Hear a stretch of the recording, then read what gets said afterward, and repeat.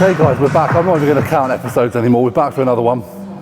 Today we are back at Muscle HQ and it is pull. So since we last spoke, I think I told you about my gammy shoulder and obviously straining my rotator cuff. So routines changed a little bit just so I could focus on hard training.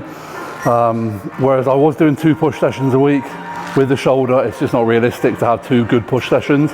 So I dropped that down to 1 and I split my pull session into 2. So a little bit more back volume and this is really only the first week I've done this. Last week I had a bit of traveling to do with clients. Still got my sessions in, but they were a little bit kind of mixed up. So I'm looking forward to getting into it because for me, I just want to train what I can hard. I'll say this to anyone who's got an injury, you'll always be able to do something and focus on what you can do well rather than what you can't do. So I'm still ticking over with push, and in fact the next session or the next episode we do will be a push session and how I work around this. But yeah, for today, it's heavy hard pull, no messing about. Hopefully this plays ball, let's go.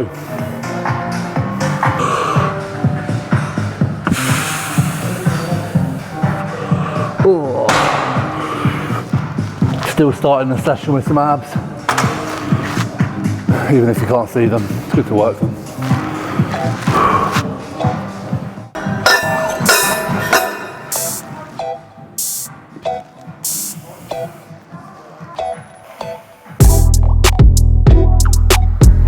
So first exercise here, single arm row, really focusing on the lat, driving that elbow down nice and tight.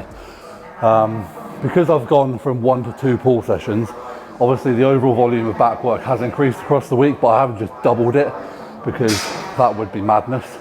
And while my younger self may have done that, my older self knows that I won't recover and I will break, and I've already broken enough. So I've adjusted the volume in my first pull session, and so that's the one that has a hip hinge in, and then this one will be this machine today, a bent over row, so still working in that hinge kind of movement, but from a locked in position. Some shrugs and an upper back movement. So just 4 back exercises, then 3 bicep exercises, but within each exercise I'll probably do a little bit more volume. I could do more exercises, but these are the ones that I feel best, and in this gym especially, like with this machine, like I want to make the most of it because it's a very good bit of kit. So yeah, we go hard, quality over quantity.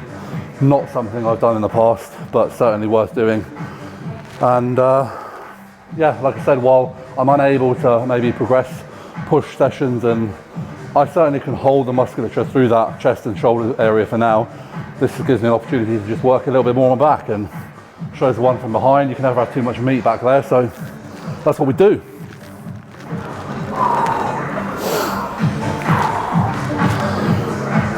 So with this, anyone who's used this machine, you can put a lot of weight on it, so I'm going slightly higher reps with my lead-in sets. Firstly, it's the first exercise, so just really drive some blood in there.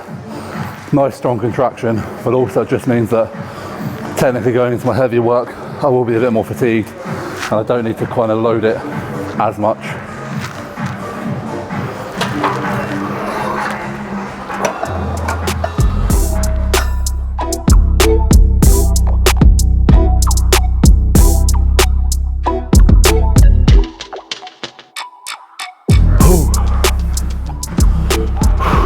Such a nice movement, you can really feel it.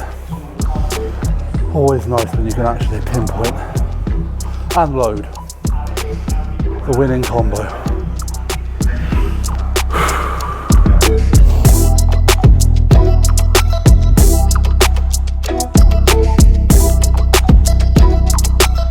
This is the only kind of direct lat work I'll do this session. I'm going to do 3 sets, so obviously normally I'm a top and a back off set man. This is simply going to be top, back off 1, back off 2. So drop a plate, go to failure, rest, drop another plate, go to failure. 3 sets, I think my lats will be pretty fried.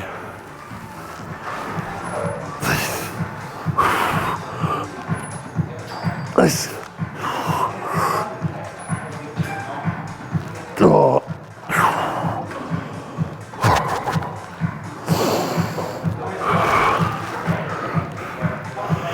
love single arm stuff because you can really focus on it, but it takes twice as long. Do this. I always secretly hope someone wants this machine so I can leave them. So moving on to bent over rows now. I'm a big fan of a bent over row.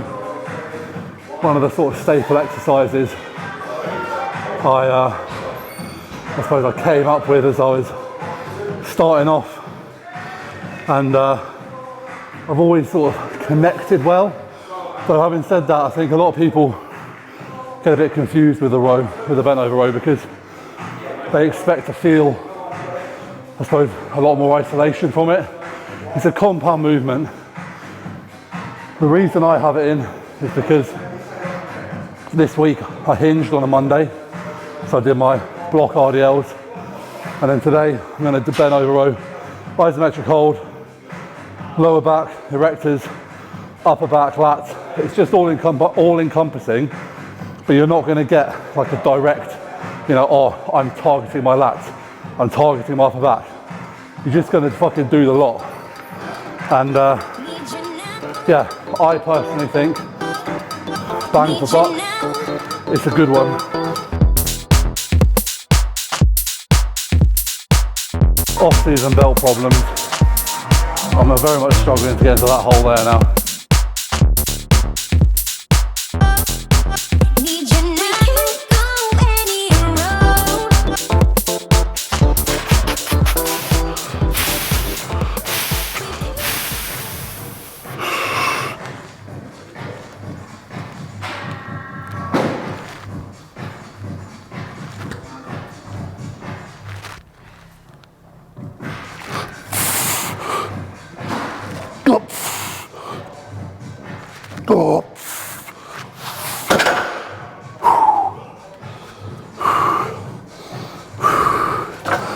So solid top set there.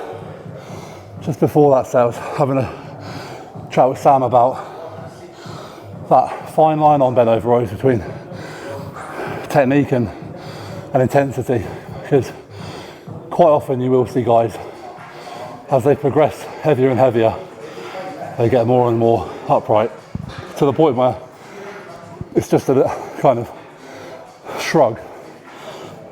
So I always try and keep a consistent bend. It's a bent over row, but there will be a bit more body English on that top set, but not hopefully too much that looks like a complete shit show on camera. We'll find out when Sam edits. But yeah, I'll drop down to 3 plates aside and do a back off. Just the 2 sets here because we're going into shrugs after this. So that's going to be obviously more upper back trap specific.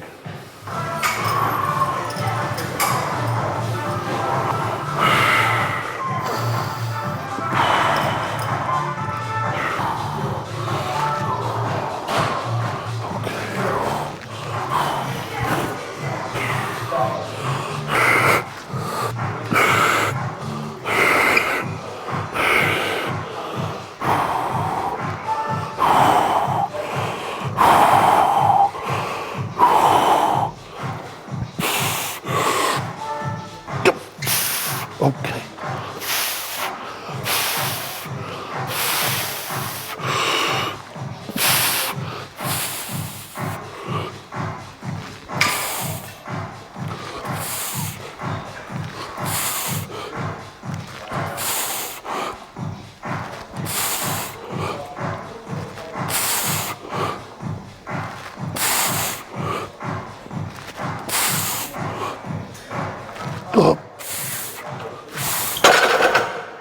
Oh.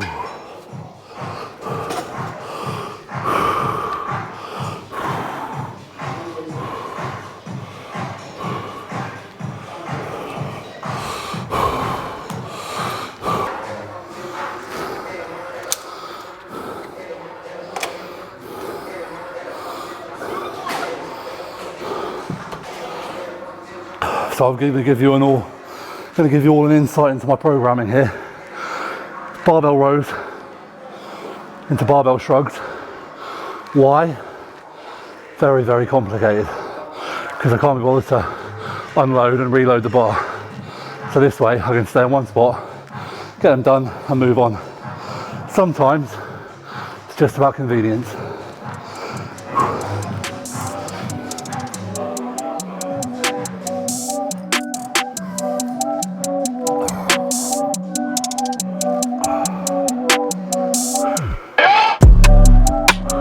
I'm in your town, I'm coming your way, just wait up. Me and my team ain't taking no L's, I told them you don't wanna play us. We going downtown with a flight in the morning, said fuck it, I'm just gonna stay up. Remember last year, I told them the price, and now they all wanna pay up. They hit me now, they coming too late, all I reply is just save up. Me and my guys, we did it ourselves, so no one can say that they made us. They gave me the shit, they trying to guard me, I told them you gotta go straight up. We eating for days, I've been in the gym, I swear that I'm getting my weight up, yeah. Oh, I seen it all, you avert. Hop up in a whip, watch it skirt. I might risk it all for you first. Meet me in the night, shit get worse. I told them all I'm getting it back. I said that I'm coming, I'm in it. I'm writing my name all in the stone. I swear that it's getting cemented. I seen the stones, I heard them all talk, but I never know who done said it. Go to the bank with all the cash, and I told all my brothers to bet it. All on myself. I don't think many of you are here for my amazing good looks, but if you are, I apologise, I need a haircut. That'll be happening tomorrow, so if I look a little bit shaggy today, that's why. But hopefully most of you are here for the training. So shrugs now. I like slightly higher volume, higher reps on shrugs. I feel if I go too low reps, I don't connect as well with like super heavy load. So I'm going to warm up or lead in 20 reps. 15 reps. I'm going to do one top set straight into a drop set. So probably sort of 10 to 15, maybe on both. Jobs are good and traps will be on fire.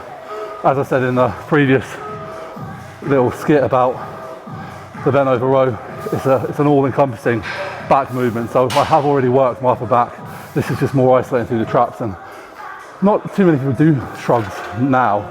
Seems to be one of the exercises that gets left behind, but I think just to bring that complete package is important, but also, and I'm pretty sure this is true, if you have neck pain, train your traps, get a stronger kind of foundation, stronger neck, and you might find that you don't actually kind of suffer as much. Obviously don't go lifting stupid heavy, but just something to consider. So there you go, top tip, which I think is a fact, but don't hold me to it. Oh.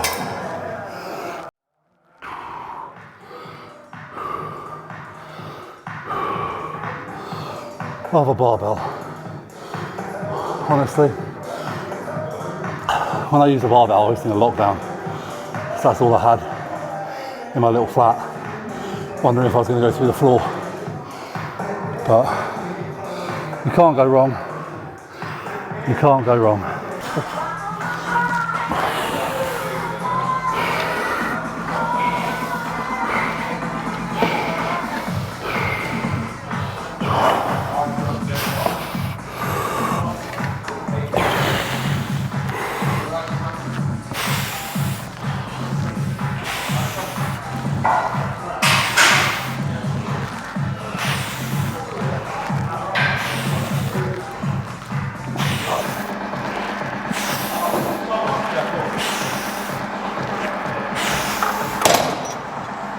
Okay, so as I said at the start, a single arm is pretty much the only lat focused movement.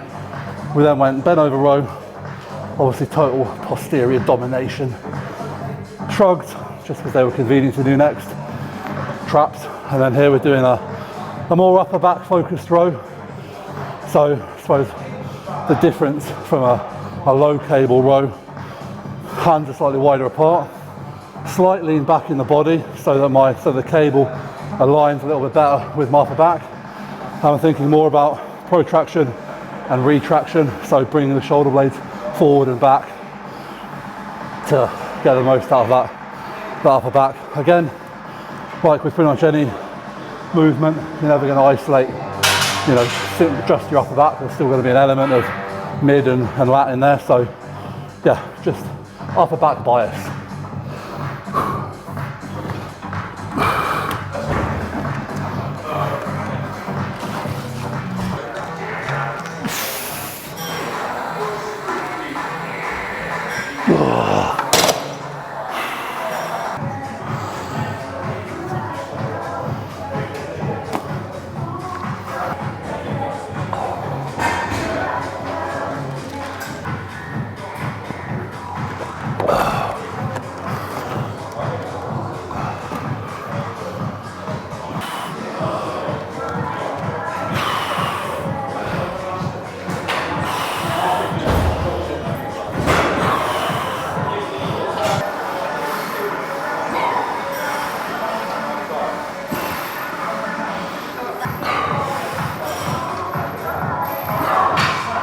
So we help some biceps now. I'm gonna do obviously single arm, cable curl.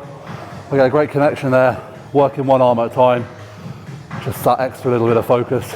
Then I'm gonna do a hammer curl. Now, I've not done a rope hammer curl in a long while, but I'm gonna try that today, see how that feels. And I'm gonna finish with, hopefully if my shoulder allows, an incline dumbbell curl for the stretch, but if not, a dual cable curl, exactly the same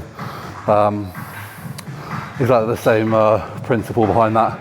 The only reason for why I'd rather do a dumbbell today is because I did the other variation on Monday's pull session. Because like I said to you before, with the movements that I connect with for biceps, I just stick with them and vary them within the realms of what I feel with, what connect with. So yeah.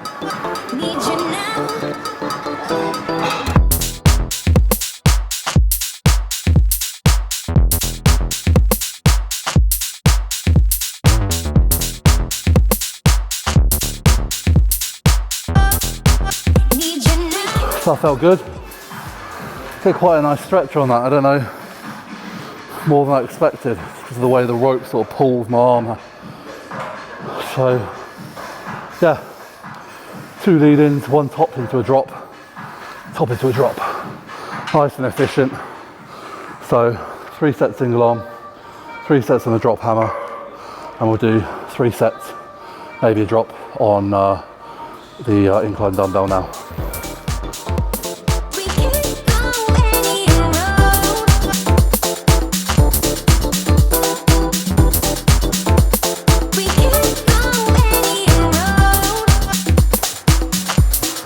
So I did 1 set of the incline dumbbells. Not bad, but I can feel it in my shoulder. I don't need, and I'll cover this more in the next session because it'll be a lot more relevant, but I don't need to aggravate my shoulder unnecessarily. Like especially when I know I've got this option, which is the similar sort of movement pattern, but completely pain-free. So while I could probably have carried on down there, it would have been in the back of my mind. I probably wouldn't have given my full concentration to the actual movement. So again, with any niggle, any injury, be mindful of it, work around it. You know, there's probably going to be a substitute for something, for almost everything. So yeah, just onto the dual cable, feels really good, no pain. I can work a little bit harder.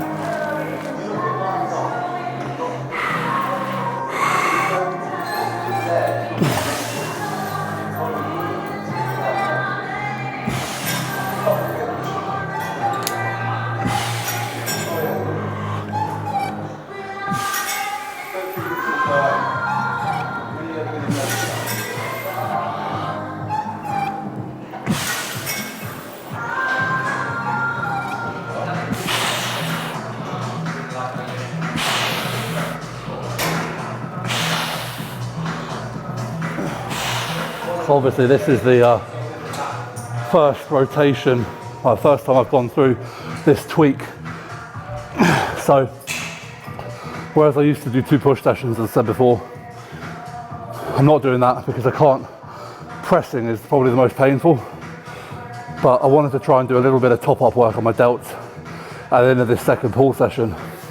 Tried the cables and they really aggravated the shoulder, and I think the reason is it hurts most when there's resistance between there and there, and obviously on the cable we get a nice consistent resistance profile, so there is quite a lot of tension there, whereas dumbbells are obviously heaviest at the top and kind of drop off. So just from a personal injury point of view, although it's not optimal as in terms of strength curve versus resistance profile, listening to my body and the pain, that felt great. I can feel my delts, didn't cause any aggravation, so I'll do that, simple as that. But yeah, I'm happy I can do a little bit of top-up work, because delts are a small muscle group you can afford to train them more frequently if your shoulders aren't completely fucked, which mine are nearly, but not quite. Cool, so little wrap up of that session. Like I said, first week of changing things up, working around the shoulder. So second pull session of the week. Felt fantastic, really, really good. Progress. Well, it's hard to gauge exact progress, because while I've done these movements before, they've been in different sessions with different sort of, I suppose, volumes before and after. But the rows are pretty standard. That was really, really good. You know, for me, just the ability to know that I can still push hard on a lot of movements mentally is so positive. You know, I can take the fluffy push session if it means that I can smash the shit out of my back and smash the shit out of my legs, which I certainly can, and both are feeling it. Finish with a little bit of delts, as I touched upon, something that can get a bit more frequency. So, you know, while I'm in this, whatever you want to call it, phase, you know, it is a tendon issue, and tendons do take a long while to heal. I'm not focused on, well, there's just no point stressing about it, you know. I'm positive, I'm in a lot better headspace, and in fact, I'd like to tell everybody who messaged or commented on the mental health video, thank you. Like, I just did it because that was how I was feeling, and I wanted to express that in a real and in the moment sort of kind of vibe. But the feedback from that was really, really nice. So thank you very much there. And like I said, I'm in a much more positive place now, despite the shoulder. You know, things are good, things are good. So we'll wrap that up there. There'll be an update video coming soon. And then, yeah, the next video we do will be how I work around this shoulder within my push sessions, and the change in training styles and techniques there. So thank you very much. That episode is done. Great session, and like, comment, subscribe. You're all legends. See you soon.